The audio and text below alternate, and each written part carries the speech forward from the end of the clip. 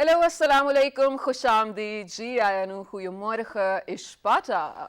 Pakhair agale, ni hao, chune shumme, washmale, ohai gunzaimes, guten morgen, hola, bonjour, privet, kaifa hal, hale shuma chatore, ahlan wasalan, marhaba, buna, mucho, gracias, swabiab, balli kare, and a very warm welcome to everybody who's tuned into PTV World and watching World this morning, alongside my very fantastic, very amazing co-host. She happens to be Miss Shiza Hashmi, and I happen to be Shahzad Ehsan Khan. And we hope and pray that all of you out there in 46 different countries are ready to kickstart your day with us. Hello, Shiza. How are you doing today? I'm doing absolutely great. Thank you so much for asking. And definitely, more than half of the credit goes to you for me being great this morning. It's because your energy is so contagious. Thank you very much. You know, I feel very bouncy today. Yeah, which makes me question. Yep. So for breakfast, what did you have? Was it the paratha that you usually do?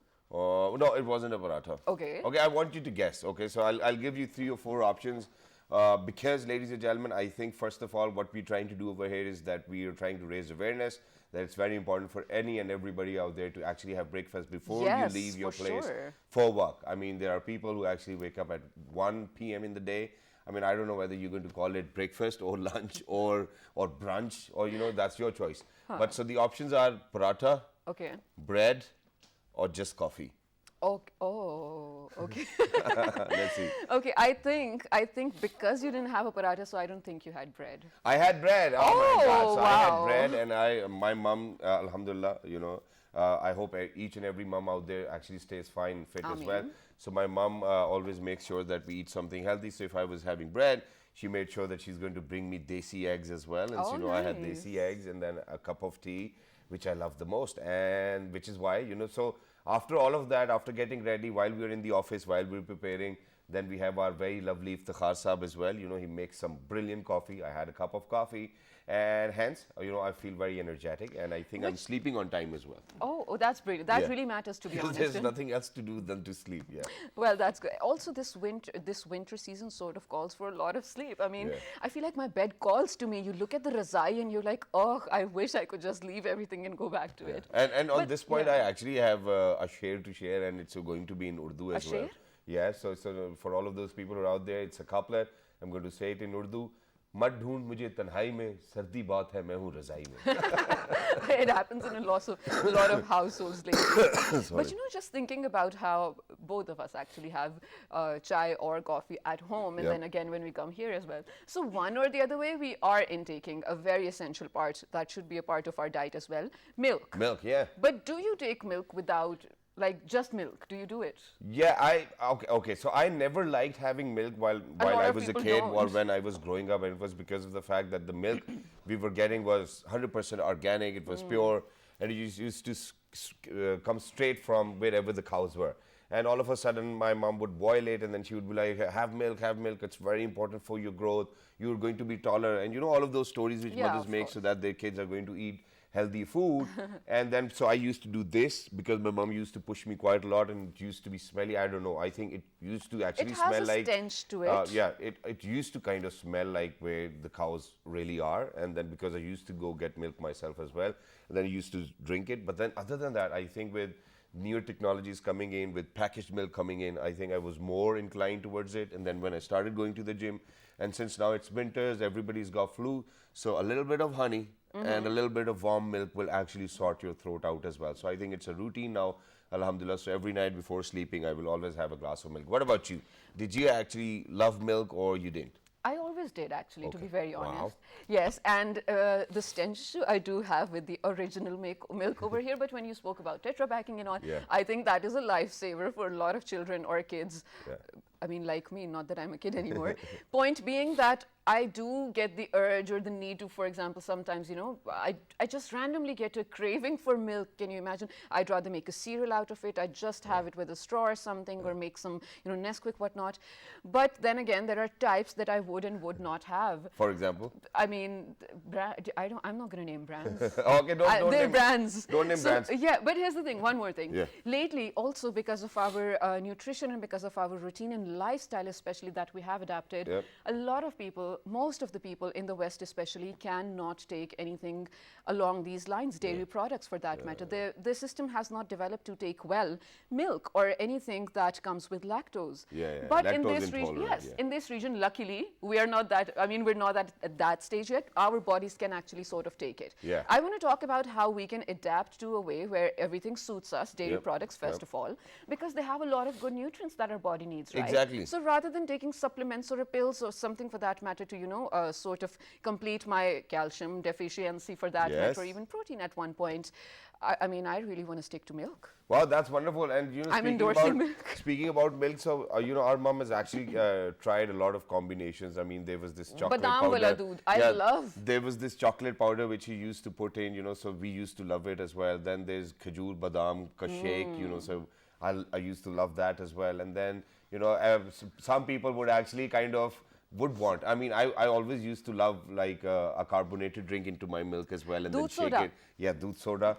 And then there was chocolate wala milk as well. You know, this is my producer. Everybody's kind of enjoying talking about milk as well. And milk, ladies and gentlemen, is actually a blessing for any and everybody out there as well. Because imagine that in Pakistan, 46% of children are actually growing up with stunted growth. And imagine that, you know, that they're not getting the right amount of nourishment which they require. So I think that talking about milk is actually a luxury over here today, early in the morning.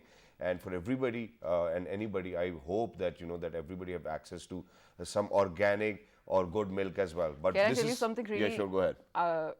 Weird, not really weird, but unusual.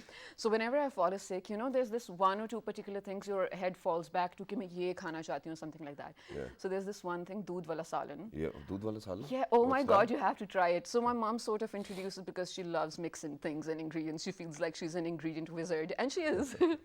But I mean, it's a lot of almonds and stuff in it with a lot of garlic. What's the other thing for garlic? What's the other thing for garlic? Adrak. Ginger, yes, absolutely. One of my guest folks, she's listening. She's very patient with us. So yes, badam wala saran is also a thing. And maybe, sorry, doodh wala saran also. Yeah, I used to love kheer. I used to love dahi barre. I used to love anything with yogurt in it as well. And then, so we used to boil rice and then put milk in it and then put a little bit of sugar. No. So just boiled rice, then milk, and yes, then a little bit of sugar, and that's it. We used to consume it that way as well. And in majority of the places all over the world, Shiza, you know, people actually use milk, and it's an essential part of their breakfast as well. Why we're talking about milk so much? Because, ladies and gentlemen, it will actually help all Pakistanis to come out of this stunted growth fact as well. So to talk about this, we're very lucky that we've actually been joined by somebody. But before we kind of introduce them, we actually have a video to share, because this video will kind of speak about that if, God forbid, there's a calcium deficiency or any other deficiency, it will lead you to osteoporosis as well. So please go ahead, take a look at this report, and once you guys will be back, we will be introducing our amazing guest who's actually talking about milk and how to consume it. Okay, let's do it. Calcium is an essential nutrient for strong bones, teeth, muscle movement, and nerve signals. Health authorities recommend getting enough calcium to help prevent bone fractures and osteoporosis. Milk offers a rich source of calcium. Manufacturers fortify cow's milk with vitamin D, another nutrient that benefits bone health. If milk and milk products are removed from the diet, it can lead to an inadequate intake of calcium. This is especially a concern for women over the age of 50 and the elderly who have high calcium needs. Calcium deficiency may lead to a condition like osteoporosis. When choosing a non-dairy milk substitute, keep in mind that many of these products contain added ingredients like sweeteners, artificial flavors, preservatives, and thickeners. Choosing a product with limited ingredients is a good choice when comparing brands. Read the labels to determine which best suits your needs. All right, ladies and gentlemen, so that was a small report, but it's about time that we take our guest from Skype as well. So, ladies and gentlemen, we're very lucky that we've actually been joined by somebody who happens to be General Manager, Scientific and Regulatory Affairs at FCEPL. He happens to be Dr. Muhammad Nasir. Hello, sir. Assalamu alaikum. Good morning. How are you? Assalamu alaikum, Shahzad, and assalamu alaikum, Shahzad. I'm good. I hope you are also. Thank you very much, sir, for joining us. But let me ask you this. Did you actually had a glass of milk today early in the morning?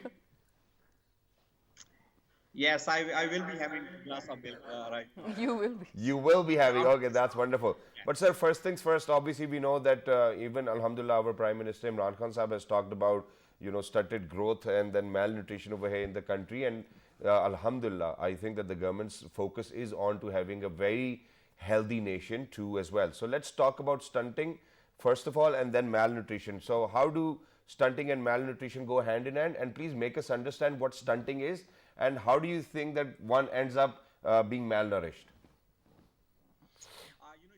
Shahzad, we are a nation of 220 million people and amazing nation with so much of resilience. But over the years, because of food insecurity or monotonous type of diets, our kids happen to be malnourished or stunted or wasted or underweight. This is not a good situation.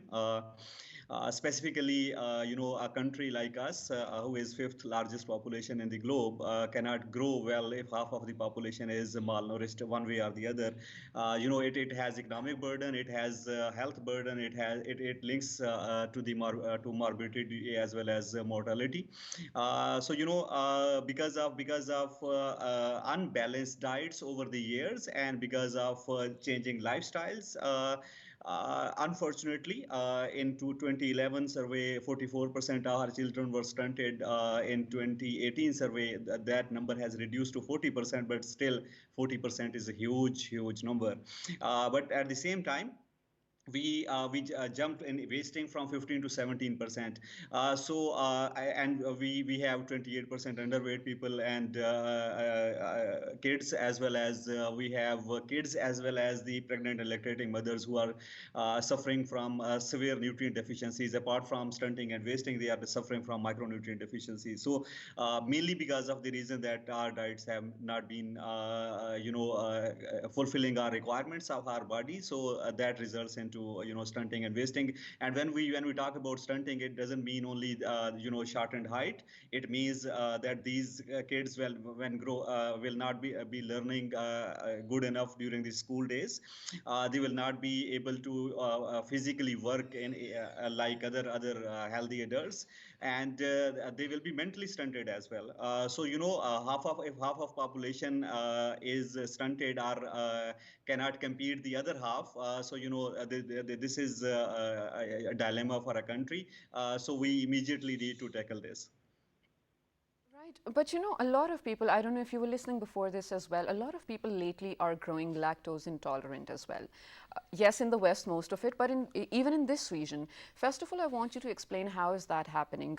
Is it sort of dangerous for the people who then stop taking dairy products at all? And if you are legit, if you're legit lactose intolerant, what other options do you have to not be malnourished?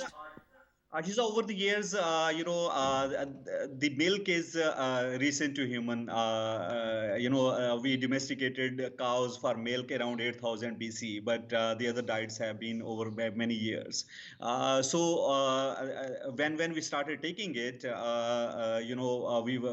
we could not digest this milk upfront, but gradually we developed the lactase enzyme, which actually digests the lactose. The more you consume the milk, less are the chances for lactose intolerance. But somehow, globally, 70% of the people are lactose intolerant, one way or the other. It depends on the quantity of the lactose. Some people get intolerance at 4-gram level of lactose. Maybe others might be intolerant to 10 grams. Other might be intolerant to 20 grams. So one way or the other, 70% of the population globally is lactose intolerant, and in West, the lactose intolerance is in fact less than in our region, but somehow uh, this gradually develops over the age as well. But the good thing is, a one glass, a two glass over the span. It also depends on how much you consume at one point in time. If you are lactose intolerant to a more quantity, then you may break the 2 or 3 glasses into 4 or 5 servings, so you can digest that. But luckily, over these years, not only lactase enzymes are available in terms of supplements. So I'm also lactose intolerant. So in the morning, I take a lactase enzyme tablet and then take a glass of milk or tea or whatever dairy product. So I don't have an issue. But at the same time, there are also milk available right now which are lactose free. So the good thing is the science has come up to the challenge. We have invented the lactase enzyme, as well as the we have invented the technique to digest the lactose beforehand before our consumption. But you're right. The lactose intolerance is a big issue globally. But having said this, because of lactose intolerance, so we cannot remove this milk from our diets, because it is so rich, and it is the almost complete diet, having 18 out of 22 nutrients in a balanced and bioavailable form, in which form we actually require those nutrients. And it's wonderful, Dr. Saab, that you're so focused on consuming milk that you actually have a tablet before having a glass of milk. It's wonderful. Yeah. But just for my better understanding, and I might be technically wrong, so please make sure that if I'm wrong, correct me so that I stand corrected as well. Now, you said that 70% of the population is lactose intolerant. But what I see, or from what I have experienced, because I have, alhamdulillah, 3 lovely daughters at my place as well, and that every kid needs to drink milk as soon as they're born. I mean, so, don't you think that 70% is a very high percentage for a species which actually consumes milk for the first 3 years of their life? Shahzad, you would be surprised that humans have more, like human milk has more lactose than cow or buffalo milk. So in human milk, the lactose is 7%, while in cow and buffalo it is around 4 or 4.5%. So the kids who are born have perfectly well balanced system, are the lactase enzyme to digest lactose. But over the years, this lactose intolerance chips in. Specifically, if the kid after mother's milk, if the kid is not given milk for a certain period of time, then the production of lactase enzyme in the kid ceases. That's why the kid actually develops this lactose intolerance. While I say 70% of lactose intolerance, but the severe lactose intolerance, which results into diarrhea or severe bloating, is around 20 or 28%. But 70% are tolerant to at certain level. Maybe over 70% they may consume 15 glasses of milk in a day at the same time, but without lactose intolerance. When we say 70% as lactose intolerance, so they have intolerance to certain quantity. Normally people can digest or take one or two glasses, split into 2 or 3 servings. So that is perfectly all right. But even if as a kid or a person has a lactose intolerance, taking away milk from diet is not an option. So then you come up with other types of solutions. So you still consume dairy products or milk, maybe in other form, or taking lactase enzyme, or consuming lactose free milk, or consuming those dairy products which don't have lactose, like cheeses or the other products like that. But sir, the way your energy is, it looks like as if you have actually missed out on your one glass of milk, but rather have had an energy drink. Your energy is contagious, mashallah. Right, but I also want you to address how there's a lot of vegan milk concept going on now, because of course people are not willing to resort to dairy products anymore. So there's almond milk, there's soy milk, there's so many other ideas of milk. I even read somewhere that there's cactus milk available and people are drinking it. Please address that. Secondly, towards the end, I want you to sort of wrap this segment up with the fact that we know government of Pakistan is actually talking a lot about malnutrition and also working in line, with the SDGs too, to provide the right quality of food to all the children over here so that they grow up good and not malnourished. How are you campaigning with them? Are you a part of any such campaign? And sir, in addition to that, because we already got to know that you're actually campaigning that children need to have milk while they're at school as well. So please shed some light on that. Okay, Shahzad, the first thing first, the milk, the bovine milk or cow or buffalo milk and human milk is produced by by Allah Almighty, and this is a natural product. So whatever we have, soya milk or something else, the nutritional quality cannot be compared of both these things. Milk and milk products are far superior in terms of nutrition than compared to the vegetable-based counterparts. Yes, of course, if your kids are malnourished, if 44% of the kids were malnourished or stunted in 2011, and in another survey in 2018, 40% of kids were malnourished. If you take those kids age group in a age group, they are in a age group which are actually going to school or out of school. So within school, I mean, their learning is compromised. Their school performance will be compromised. Their attention span will be compromised. There may be they might be having more sick days and out of school for many days, and their learning is not that great. So globally, this is one opportunity when the kids are in school. When you provide milk to them, it helps in three ways. Number one, the kids get better nutrition, so their nutrition improves, and there are surveys and there are studies that half of the malnutrition goes away if you provide just 200 ml of milk to kids for 1 or 2 years. If the child is stunted, there are studies. The stunted kids were 16%, and after 1 year they were 8%. So 50% of them actually were out of stunting growth. So they were normal, growing normally. So one is growth and nutrition. The other benefit is school performance itself. When the kids are having breakfast and they go to school, and after 2 hours to 3 hours, their energy level goes down, their nutrient level goes down. If you give them the glass of milk or some other type of balanced or nutritious food, actually their energy goes up again, and their learning gets improved again. So their school performance goes up again, and not only because of better nutrition, but also because of consistent nutrition throughout the day. Around 160 million people, kids right now globally are getting school milk one way or the other. There are many countries school milk program started in UK in 1920s, and in USA 1940s, and you name any country, school milk program is there. And we are talking here in 2021, which is already very late, but this is an opportunity because of to tackle the malnutrition, as well as to improve the school performance. But if we start this program, because of the rural population, many kids are out of school, the school enrollment will go up. So the education will get benefit out of it, nutrition will get benefit out of it, ultimately economy will get benefit out of it, because due to malnutrition, 7.6 billion US dollars are being lost every year from Pakistan economy. So this is the government of Pakistan's own survey.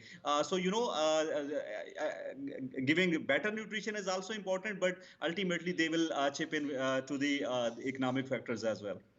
Sir, thank you very much, Dr. Mohammad Nasir Saab, for speaking with us. It was lovely to be in conversation with you, and that to talk about the importance of milk, and how milk in schools campaigns should actually be there, because the rest of the world has been doing that, and obviously it will eventually benefit us when we will have our future generations healthier, fitter, and will be in fact getting the nourishment which they required while they were growing up as well. So thank you very much for raising awareness on this issue. It was wonderful to have you with us today. Wonderful, thank you. There's one. Thank you, sir. And there's one more thing while sir was talking. So, there's this one more combination which I do not want people to kind of use if you are about to go to school. So, I've always been in love with lassi. So, lassi, ladies and gentlemen, is a very Asian drink over here in Pakistan, and within this subcontinent. A lot of people drink in other countries within this subcontinent.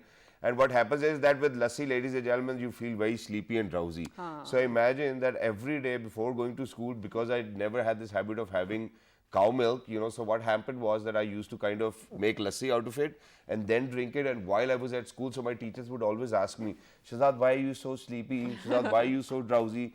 And then one day, out of nowhere, I actually said that, ma'am, I actually drink lassi every time before I come to school, which is why I feel drowsy. And since then till now, all my school fellows call me lassi man. That's funny. Yeah. But for some reason, I never developed a taste for lassi. I don't know why. It's great. Rather, I like having that milk mixture that you're supposed to have after eating a lot of mangoes, because mangoes are hot, right? And then you have to do something cold. Oh, yeah. And I even like nachos with hot cheese as well, yeah. How did that come? They're yummy, yeah. How did did that because come in cheese, between? you get it from milk. No? Okay, That's for why. sure. You know, but at this point of time, ladies and gentlemen, we're actually going for a short break. Don't go anywhere, because when you guys will come back, since we're talking about children in schools, we're actually talking about children who are actually living in areas where, you know, there's not lesser space in between their houses as well. There's another problem, you know, we have gone through COVID, alhamdulillah. You wanted to share some news about COVID as well? I do actually, Yeah, but go I was ahead. thinking I'll do it later. But since it's a good news, ladies and gentlemen, it's actually really a proud moment for us to say that since last year, April, when actually everything was on boom in terms of the pandemic, this month, the lowest positivity rate has been recorded all over the country. And it's just so amazing to look at it because, alhamdulillah, a lot of people are getting the awareness to go out, get vaccinated, and then sort of, you know, curtail the virus in itself and stop spreading it. Exactly. So that's a good news as well. So congratulations to Team Imran Khan as well, ladies and gentlemen. But with that, I mean, as soon as the COVID kind of dropped, you know, we saw that dengue came in as well. And then from dengue, now we're actually kind of moving on to measles. So I think people who are out there within the government offices, please make sure that you kind of plan a strategy to curb with all of these diseases as well. We're going for a short break because the government of Pakistan, ladies and gentlemen, is coming up with a nationwide campaign for measles. And what are they going to do is something which we'll be talking about with our guest who's over here, who's been very patient for all of this time as well. We're heading towards a short break. Don't go anywhere. We will be right back. Good morning. Stay tuned.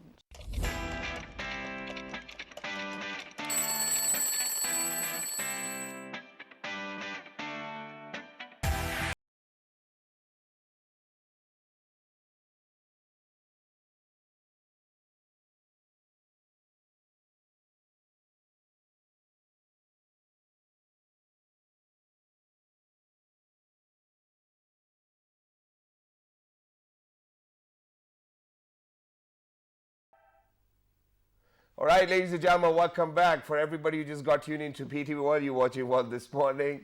Ladies and gentlemen, you're tuned into PT World. Well, I've said that before as well. My name happens to be Shahzad Hassan Khan.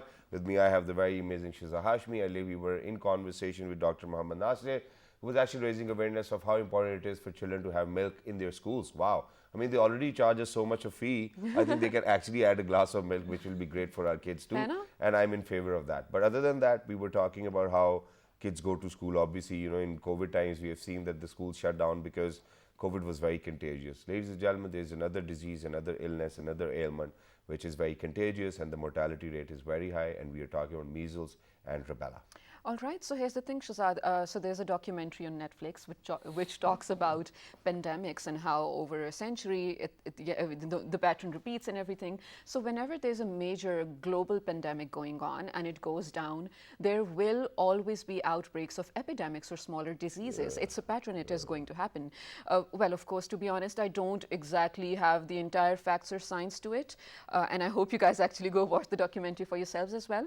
So I feel like this particular one, measles and rubella that we're talking about, happen to be one of the follow-ups of this pandemic as well. Is it not? We are definitely going to be asking those questions to someone who is campaigning for a lot of children to go out and get their vaccinations against measles and rubella. Here's the thing. Am I saying a lot? Well, very quickly though, just, you know, about 60 million, approximately about 60 million children under the age of 15 now in the month of November in Pakistan are going to be getting their vaccination for measles and rubella, MNR, we call it. Exactly. Yeah, so we need to talk about it. Why do we need to get it? I mean, isn't it a part of our vaccinations as a child or newborn already? And why is it on boom again? And for the very first time, ladies and gentlemen, on this globe, in this planet, Pakistan is actually introducing such a campaign to check whether the mortality rates are going to go down as well, because such a campaign has not taken place anywhere else in the world as well. So we really, I think obviously the credit goes to the government that they're really looking forward to having healthier future generations as well. But to talk about this, we're very lucky that we've actually been joined by a social activist. She happens to be Miss Lubna Hashmat. She happens to be an anthropologist by profession. Hello ma'am, assalamu alaikum. Good morning, how are you? Good morning, assalamu alaikum. Wa alaikum assalam. So thank you very much ma'am for joining us. Wonderful to have you. So from 15th of November to 27th of November, there'll be a nationwide campaign by the government of Pakistan to immunize children up till age of 15 years, from 9 months till 15 years, if it's correct. And but the problem over here is, I mean, it's good that imagine that Pakistan is one of those countries, unfortunately, who haven't really gotten rid of polio till now. And it's always a very convincing job for the polio agents to go door to door and kind of convince parents that, hey, you know what, it's good for your baby. Please make sure that they drink it or they take it. And then people are not willing. So how are you going to go about it? It is very important that we raise awareness about vaccination, the At essential vaccination overall, because Pakistan government is trying its best to effectively deliver these vaccines across the country. But there are pockets, there are hard to reach areas, there are fragile settings, humanitarian settings where awareness raising campaign is not able to reach out to those information messages, and it is very important that all of us, the common people of Pakistan, we come forward, we form a team of volunteers, and we support government of Pakistan in effectively reaching out to all those children who are available in these settings and do not have awareness to have those vaccines. The difference between polio and these vaccines is polio is a drop, and it can be administered at the doorstep. Orally, but the right? polio. Yeah. But the other vaccines, if they are administered via injection, so injections can't be administered door to door. And so there are going to be centers where people will have to go. So there has to be a fixed centers, or during this campaign, government is going to have temporary centers in madrasas, in schools, in communal sites, so that we can mobilize caregivers and parents to come and bring their children to get those vaccines. All right. Brilliant. But I think we sort of missed up on this one as well. I want you to explain what are the physical symptoms of measles and rubella. Are they the same thing? Are they different? What happens when we develop it? Measles and rubella are two different diseases. Symptoms are very similar. That is why this is given in combination. The major symptoms are fever, running nose, sore throat, and at times red spots appear on the body, like and especially on the face. like not like chicken pox. Chicken pox is a small pills, but it is red spots across the face and across the body, and sometimes symptoms do not appear as well. You feel weakness, and it is important that we, instead of waiting for all those symptoms to appear on the body of the children, we get all those preventive measures taken timely. And Pakistan is at that particular time at the moment that outbreaks are occurring very frequently. Yeah, why though? Generally, these disease outbreak occur in poor and low socioeconomic settings. Got it. And unfortunately, But why? Because of the moist, maybe because hygiene? of the because it's it could be hygiene. It could be since we have limited awareness about hand washing. People do not use soaps.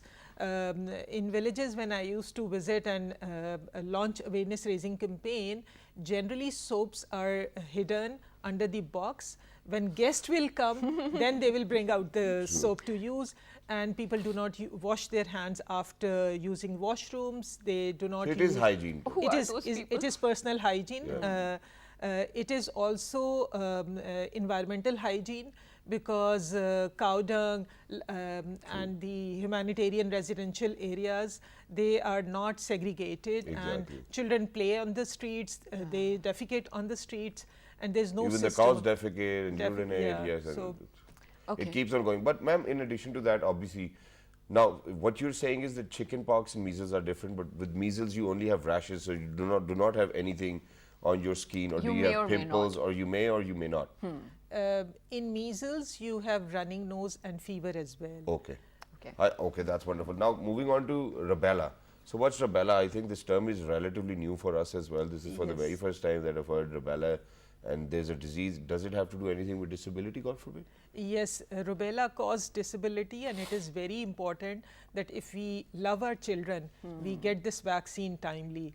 And this vaccine is available for the first time in Pakistan, and all children who are at the age of 9 months until under the age of 15, they must get this vaccine.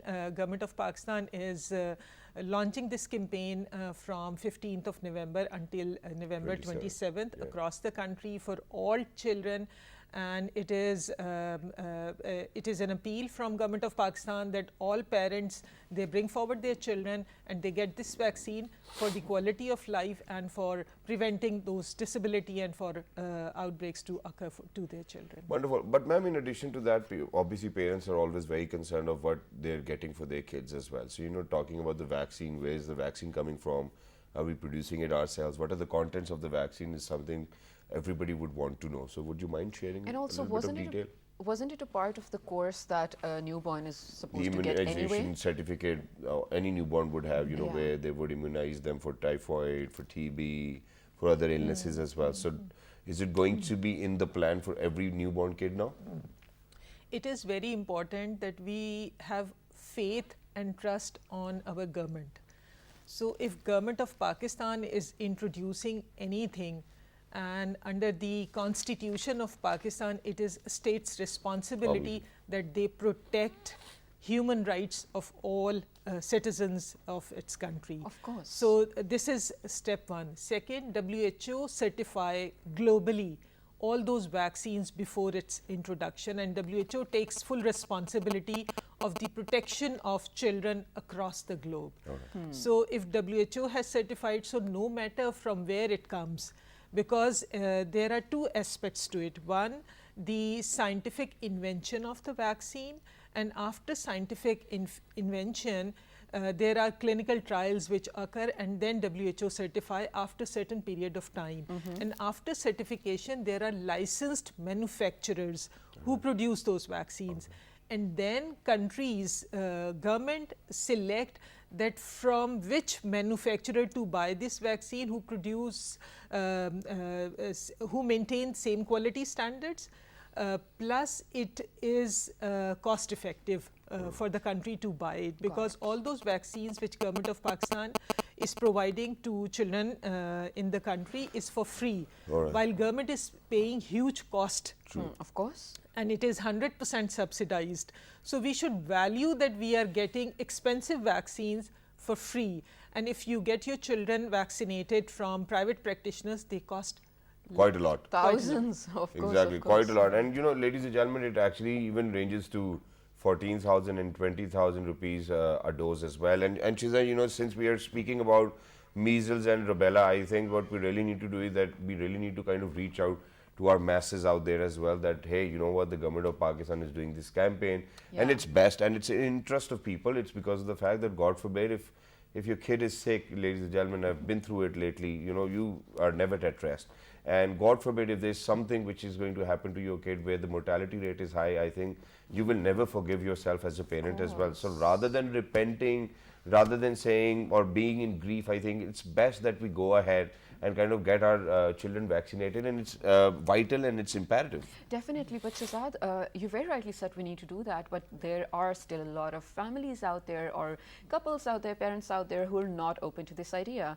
Ms. Lubna, like you did mention that we live in a developing country where not everything is the same. There are different segments. But then in that term, we're also talking about different mentalities, right? So how are you going to mobilize the communities to actually make them realize you have to go out and get it? And the awareness campaign in addition to that. Yes. There are multiple measures according to the settings and according to the type of people we interact. In Pakistan, generally, people have either strict religious norms.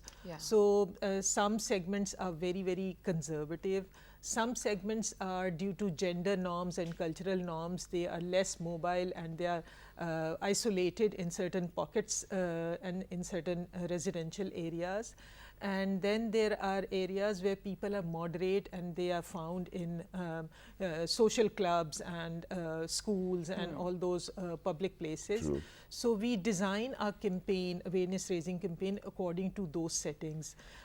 In isolated, segregated locations where women are confined to their homes, we engage local women to speak to them in their own language according to their own cultural norms.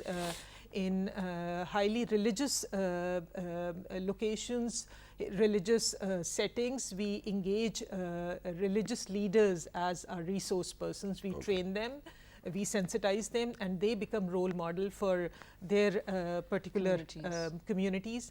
And then for moderate areas, we engage community resource persons who are from within those educated backgrounds. In the beginning of this year, Pakistan also launched typhoid campaign. And what we did was that we engaged children. These days, A-levels and O-level students are keenly interested to volunteer for community service. Nice. So we engaged all those children who were A-levels and O-level students and asked them to mobilize at least 5 families in their social circle. All right. That's smart. So they mobilized 50 students and they mobilized 5 families each, and it multiplied like anything. And same strategy was applied for madrasa children. So same strategy was applied to You've actually got your hands onto a lot of families as well, and then those families will convince other families, which is great. And only an anthropologist can do that, ladies and gentlemen. Let me be very honest over here. So smart. But ma'am, very important question before we kind of wrap up this segment as well, and that is that there are always some prerequisites for any kind of any sort of medications. For example, you know, you need, for example, I take a medicine, you know, for that the prerequisite is that I need to be empty stomach before taking that medicine for at least 2 hours, you know, so there's always different parameters for that.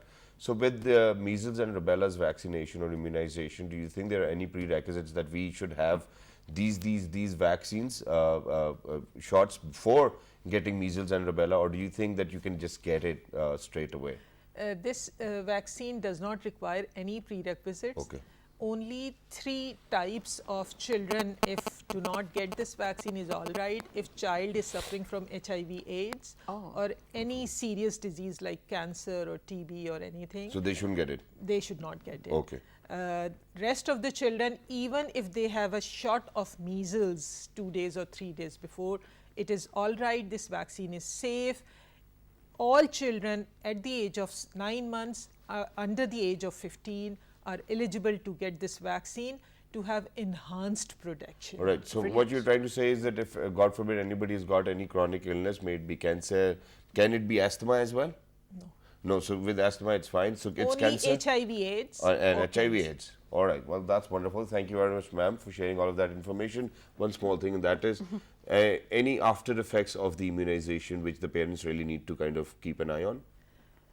Or side effects? In most of the cases, there are no side effects. But if in case there are any adverse effects, for example, fever may occur, you can simply have a Panadol serum. All right. Well, that's it. Right. Wow, that's wonderful. Thank you very much, Ms. Lubna Hashmat, for being with us. Lovely to have you, and that too early in the morning. I believe that Government of Pakistan, ladies and gentlemen, is really kind of putting in an effort to make sure that their future generation is going to be healthier as well. Earlier, we were kind of talking about having a glass of milk, that too when you're at school or probably in the class. I mean, imagine IIG bringing in a lot of milk packs as well, you know, where everybody kind of drink it. And then imagine that the government is actually coming up and taking initiatives for all sorts of other diseases or illnesses which can kind of hinder the progress of this country, because God forbid if the nation is not going to be healthier, I mean, obviously, we're not going to produce some healthier effects. Definitely. I mean, imagine in detail, if we're talking about one person, even while we are present in millions. So the one person who does develop such a disease will definitely sort of contribute as an economic burden to the country, of course, but then family, of course, and the community. So it's a ripple effect, and I really hope and pray it doesn't happen to anyone. So we just want all of you to be safe out there. So for today, as a task, I request you all to make sure that you do it, that you do actually, Shahzad. So for whoever you're in conversation with who has kids under the age of 15, just tell them. Don't force them to go get vaccinated. Just tell them, you know, measles and rubella is on the rise again. Exactly. Do you want to check it out? Go read about it, because your kids must be vulnerable to it. So from 15th of November, ladies and gentlemen, 2021 till 27th of November, there's going to be a nationwide campaign for the immunization of or against measles and rubella. Please make sure that you take your kids to the closest centers. It's going to be for free, and obviously it's going to actually ensure that your child is going to grow healthier as well. So for everybody who's out there, ladies and gentlemen, we hope and pray that everybody out there stays healthier and gets wiser every single day. Please make sure that you write to us on our Facebook page, which is with the name of World This Morning. On your television screens, on Twitter. World This Morning without a G. On Daily Motion and GT. World This Morning everything. And the fabulous repeat is going to be at 5 past midnight tonight. Till the next time, look after yourselves. 1, 2, 3. Good morning. Stay safe. Thank you.